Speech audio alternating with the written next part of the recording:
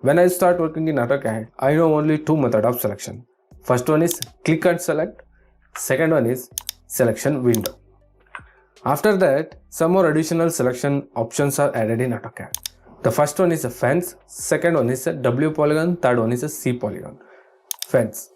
Here we need to draw a fence line over the object to select. The fence line passing object will get selected and click enter to exit the command. The next one is W polygon and C polygon. Both are working in a same way. W polygon will select the object which is coming completely inside the border. The C polygon will select the object which is crossed by the polygon. Like this.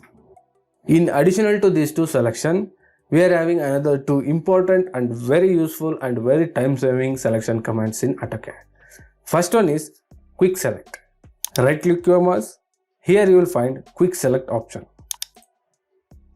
By this we can select any object in the worksheet. First it will ask us you want to select by entire drawing or we can specify the particular region like this. Next we need to select which object you want to select. In this selection set, we are having multiple objects that will automatically listed here: mtext, block reference, polyline, rotate dimension, circle, hatch, line, wipeout and arc. I will select mtext here.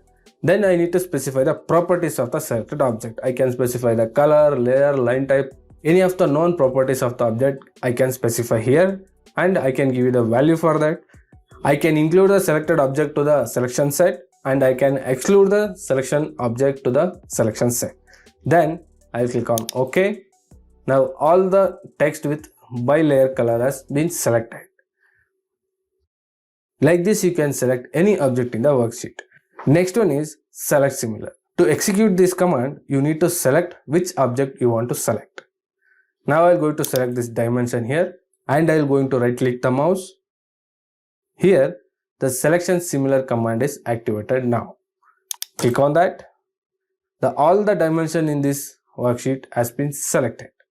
In the same way, I will select this center line, right click and select similar.